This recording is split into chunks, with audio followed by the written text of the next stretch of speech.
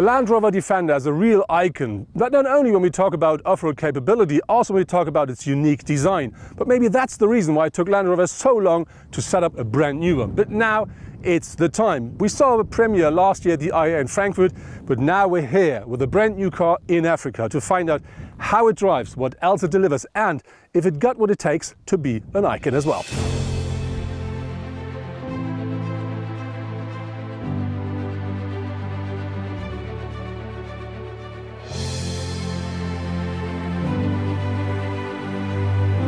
Looking around the car regarding to the materials they used and the craftsmanship, what you do find in the car is loads of nice stuff, like something that looks like carbon fiber in the doors, something that looks a bit like leather or chrome. You do also find something like screws you can see that gives the car a bit like the technical touch.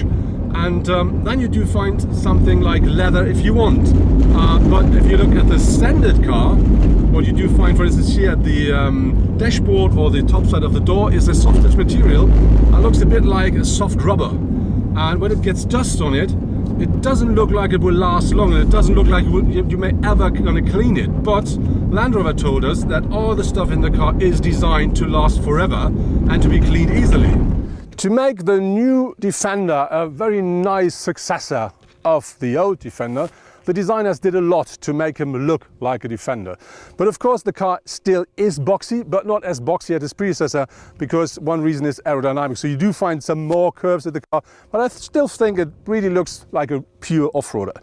So when you look, for instance, here, we have this very nicely shaped frames for the headlamps. By the way, the headlamps, they always come as standard with LED technology, and if you buy from the trim level HSE onwards, you will find them as matrix LED lights as well. Then you have the very nice big Defender signature here, and this special bumper. Yeah, you have to pay extra, but this really is a off-road front bumper and a winch as well if you want. And of course a proper underride protection is there as well. And something I really do like a lot with the old one, I do like it a lot here, is this up here. It looks a bit like these alloy stuff, but it's not, it's plastic. And the reason for that is not cost and not weight, it's only security, because if they get loose while an incident with a pedestrian, they look like blades, so you're not allowed to have them as metal anymore. And then we look from the front to the whole car, it really looks very massive, very solid. One reason are these wheel arches here, these plastic wheel arches. They really give the car a solid, very massive and off-roady look from the front. What I really do like with the Defender interior is the dashboard, because it looks modern and it is a handle, so you can grab nearly everywhere, and it's really very strong. And in the middle of it, the touchscreen is mounted. It looks like, it's hovering there. And what I really do like is this piece here is part of the body structure of the car. And I really like the idea, because that's, for me, that's a part of the Defender idea, to show technology and to make it touchable. And this, in the purest meaning of the wording, you can really touch parts or important parts of the car. I really do like that a lot. You can see that the Defender offers the perfect condition for all upcoming adventures by only looking at the numbers. In addition to a ground clearance of almost 30 centimeters and a wading depth of 90 centimeters, it offers an approach angle of 38 degrees and a departure angle of 40. It can tow up to 3.5 tons and up to 900 kilograms can be loaded. The Defender also scores with a roof load of up to 300 kilograms static and 168 kilogram dynamic. So now we drive on a track which is called Van Sil's Path, and this is some Dutch guy who found this path through the middle of nowhere. And what we do now, we drive in low range. The car's fully up with the air suspension, which means we have the full ground clearance now. And this, what is in front of us now, is what I call driving off-road. We completely agreed while driving through the bush that we're happy not to drive our own car, because with all these branches going on the car, I think it's not fun to polish it afterwards. So I think the foil you can buy as an optional extra for this car maybe is a good investment. Driving on these rocky roads, what you instantly feel is we have the perfect seats on board. So they not only offer loads of comfort, they also offer the amount of support you really need to have no problems with your back after a day in the mud and the rocks. How modern is the new Defender? So when you buy the base model, you will find standard instrument cluster, 2 round instruments, a small display in the middle. But if you use the next trim level, you do find a 12.3-inch full digital cockpit. You do find a 10-inch touchscreen in the center console for the infotainment. And you do find 2 SIM cards mounted in the car, completely independent from each other, to provide you with connectivity. And for instance, that car can do an over-the-air update and still works absolutely fine. I think, what more can you ask for regarding to having a modern car? Ja, was man hier sehr schön merkt beim Berg runterfahren, ist eben, dass wir, when you drive in low range down the hill here, you instantly feel that with that program you automatically have the downhill assist activated, and so the car really keeps its speed. And if you want to go faster, you just use the pedal to give it a bit more of power, but you don't have to be worried about anything at all while driving downhill. When the new Defender hits the market, there are going to be 4 different powertrains available. There are 2 diesel. One is the so-called D200, which is a 4-cylinder 2-liter diesel engine that delivers 200 horsepower, and you can have the more powerful one, which is the 2-liter 4-cylinder as well. It's the 240, and that of course then delivers 240 horsepower. On top of this, you do find 2 petrol. One is a 4-cylinder 2-liter petrol engine. That is the P300, and that means 300 horsepower. And there is the new 6-cylinder engine, which is a mild hybrid, 3-liter, and that then delivers 400 horsepower. All of the cars, they always come with all-wheel drive, and of course they do all have, as standard, an 8-speed automatic gearbox on board. So what is in front of me now is really something where you can prove what the Defender is capable of. So everybody who says this is not a real Defender, I'm going to prove it is. What I do now is I just drive like the instructor shows. So I'm not looking at the surface, I'm only looking at the instructor's finger to show me where to go or where not. One typical thing for a Defender is it's your best mate, and I think we're going to prove this here, because normally I have to go by feet downhill. So if you really watch these guys and follow their instructions, you have loads of fun, and it's quite easy to do this job here then. And if you do this, you can just have fun and not have any problems at all. Looking at the side, what I see instantly are these big claddings here, the wheel arches and on the side of the car. That really gives the car the off-road look you're looking for. And then another thing is the new Defender comes with quite big wheels. 18-inch steel as standard, but you can order up to 22-inch alloy if you want. But I really do like these white steel wheels a lot, because they remind me of the predecessor of the car, and I do think they fit the new one as well perfectly. Looking a bit more further down the car, you find this here. This is not a snorkel for driving this 90 centimeters of wading depth. No, this is here especially for us in Africa, optional feature to get more fresh air into the car and not only the dust from the road. And then when you look here, you of course can buy loads of bits and pieces for the car as an extra optional feature, but you can also have packages. And then you get stuff like this rack here, or the extra tire on the rooftop, or the ladder here you can use to climb up on the top of your car. And yes, to make the car the real off-roader you're looking for, you have very short overhangs front and rear, and with that car that features 29.3 centimeters of ground clearance. Important here, you have to have the air suspension for it. It comes as standard with the 110, but you have to pay extra if you drive the base model of the 90. So now it's really getting a bit, unfair, let's say that way. Actually, I don't want to be the tire of that car. What we just did is we activated the camera system at the front of the car, because that gives us the opportunity to see the side of our front tires, because we have loads of quite bad stones in here, and they want us to just cross them with a standard part of the tire, because if they hit the side of the tire, it will be instantly gone. And so we can see that quite nice here. And then he said, I think a very nice tip was use the rear view mirrors to see the rear tires, because very often they're simply being forgotten. For the new Defender, there will be 3 different center consoles available. The first one is the one without the center console, which I like a lot.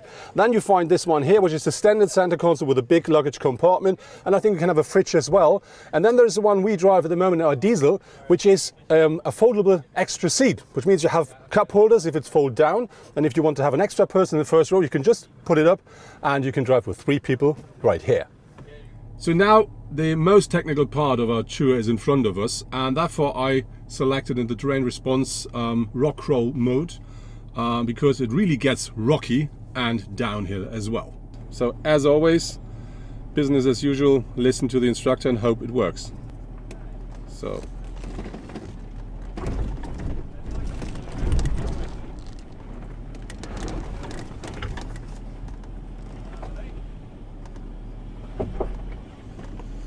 can really feel how the car works. What is very interesting is you don't really feel how much the car is working. It doesn't feel 100% the way it is. It looks a lot more interesting from the outside. I think one key thing of the Defender is you feel safe and comfortable, and this really is something the car delivers. So now we have a bit of uphill in front of us, not only easy, and now the Defender can prove again that the new Defender is a real Defender. So let's see how that works. Still in low range, still the suspension completely up. It all feels so easy in that car. Actually, it's really hard for me to find anything at all that I don't like with that car. Looking at the rear of our Defender, it's a bit like a mixture out of historic and future. And so when you look at these new taillights, they are really modern, but the shape of them reminds me of the shape of the daytime running lights from the front, and I really do like this graphic a lot. Looking for something where you can say, yeah, this is typical for a Defender. Look at that shape here. There's wide shoulders and this quite straight part up here. That's typical for a Defender. Yes, it's a bit more modern interpreted, but really like this a lot. And when you look at the tailgate, of course, this goes to the side, and this gives you the view into the reasonable size boot, but more about that later. And then, of course, to give the car the off-road capabilities you need, you find the extra wheel mounted on the tailgate as well. And when you look at the whole shape and look of the car from the rear, you instantly see that car goes absolutely everywhere. The Defender 110 offers a maximum loading volume of 1075 liters behind the second seat row. If you fold down the seats, up to 2380 liters are available. The numbers of the 7-seater are a little lower, but it still offers 231 liters of storage space behind row 3. Actually, at the moment I'm driving the diesel, which is a 2-liter 4-cylinder turbo, and that delivers 240 horsepower, 430 newton meters of maximum torque, and is combined here is all the new Defenders with a 8-speed automatic gearbox and of course all-wheel drive. And that engine really is a pleasure to drive. It's absolutely powerful enough to have great fun even here on loose sand. It really works absolutely well, and yeah, an absolutely pure pleasure to be in that car with a diesel. There's no need for the bigger petrol one, because that is powerful enough. As you may hear, even on this surface, it's quite quiet in the car, and the reason for that is that the diesel as well as the petrol engines are very nicely insulated, so it's a very quiet place to be. Talking about modern connectivity, of course the Land Rover Defender is delivering a modern infotainment system that offers you Apple CarPlay, Android Auto. You do find USB-A, USB-C sockets here, everything you need in that direction. So we do find with the Defender the old off-road world connected with the new modern world. So now we drive on a mixture out of gravel and rocks, and some of these rocks, they're quite sharp and they do just pinch into the wheels. The thing is, if you have the standard surface of the tire, that won't harm it at all, but if it goes to the side of the tire, that instantly gives you a big problem.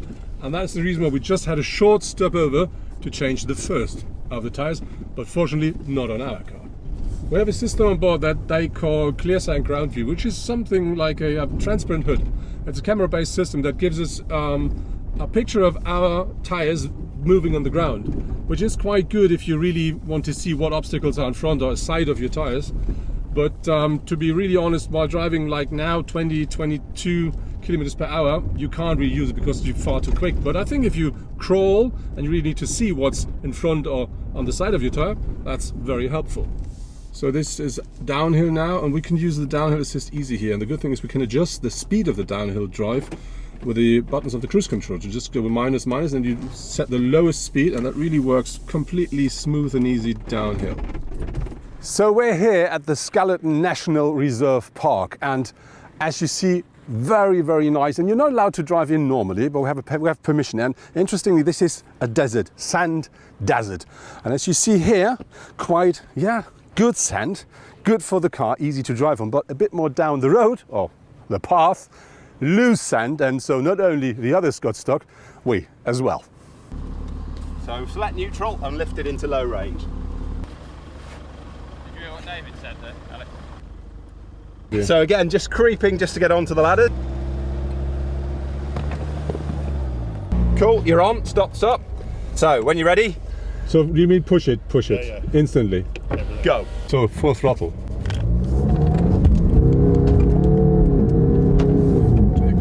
Wir kommen in Schwung. Ja. That's it, and just keep going now. Back up to your left. Keep going. Jetzt haben wir den Schwung, den wir wollen. Okay, keep left. And Jetzt können wir wieder zurück in den Track und können zum anderen fahren. During our trip through the Skeleton Coast National Park, we mostly followed an almost completely dry river. The underground sometimes allowed relatively high speeds, and so the water crossings were even more fun. Something that you do feel a lot while driving very quick, like we do at the moment on sand, is that car is very nice to put into a controlled drift and get it back out again. And even if you don't have all the assistance systems on, that car is always under perfect control and always provides you with great fun while enjoying this surface as we do at the moment. So I just stopped because what now comes is very important to me. When we talk about the old Defender, I never fit in. My knee were in the dashboard, my head were in the roof, and my elbow was, it felt like it was outside of the car, and my shoulder the same. And this is completely different with the new one. As you can see, I'm nearly 2 meters tall and I sit perfectly in the car. Plenty of space for my head, for my knees and for my shoulders as well. Of course, I do hit the B-pillar a bit, but I'm quite a wide person. So really loads and loads of space. And you can see here, we're driving the version with this extra seat at the front. And this, even though it is a proper seat, it only benefits the car because you have your armrest, you have your 2 cup holders. Really something that absolutely works also for tall persons. And important is, or funny is, still, maybe you remember, with the old Defender you sat very wide outside at the edge of the car. And this is still the same with that car. And I think it's really funny how they made it, how they conserved this, so that you have the typical Defender position, but a lot more comfortable. And the thing now is how it looks behind me, because is there enough space for another person? Let's find out now. So I won't change my seating position. I close the door, come on, door closed. I step in, you see there's a practical handle here for people who are not as tall as I am. But I haven't changed my seating position, as you saw. Loads of space for my head, about 10 centimeters, about 5 to 10 in front of my knees. Shoulders fine. This is now a car which is not only an off-roader anymore, or not only a car for people who wants to say, I can afford a Defender. This is a family car. So you can easily travel with 2 or 3 kids in that car and everybody will have enough space and will have loads of comfort. Now I'm on tarmac with the new Defender. Until now we only drove off-road gravel grounds and all that stuff, and I have to tell you that really is a pleasure. The steering is precise enough to really have the car on the road the way you want. The suspension works perfectly. It's quite quiet in the car. The only noise you may hear at the moment are the tires on this not very nice tarmac, and we have this off-road tires on the car, but the rest really very nice and smooth. If you do cornering with the car, it's always nice and precise to drive. We only have this bit of a shaky thing, which you know or may remember from the old one, but now it's a lot better to control it. It feels a lot more safe and comfortable. So this really is a place where you can stay on road as well, and the car delivers here a lot more than I expected.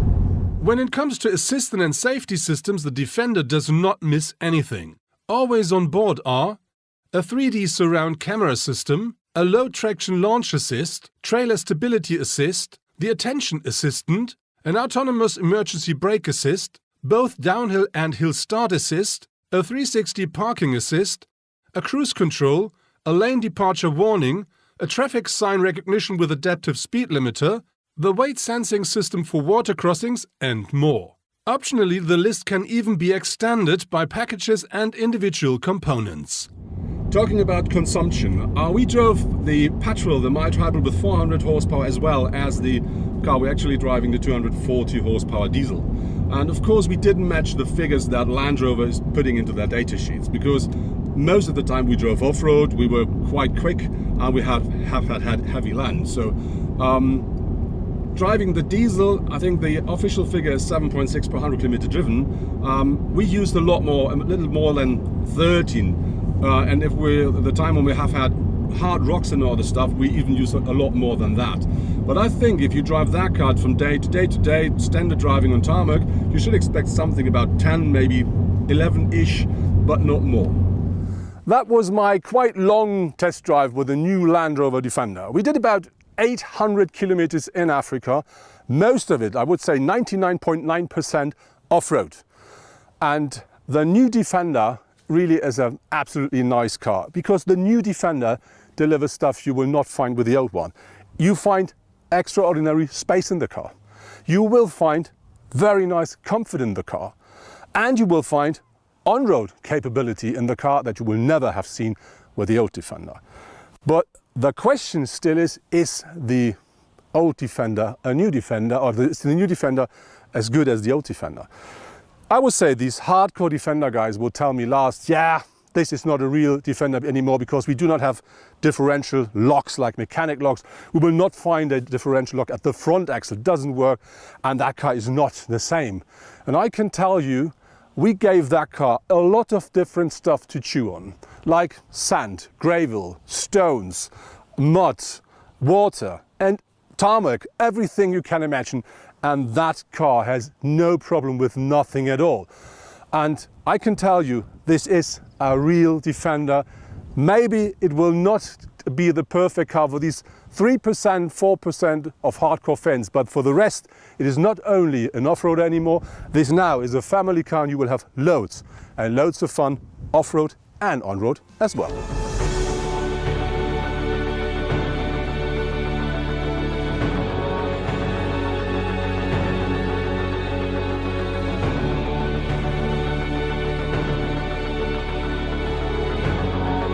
Subscribe now to UCAR, a point of reference for car fans since 2010.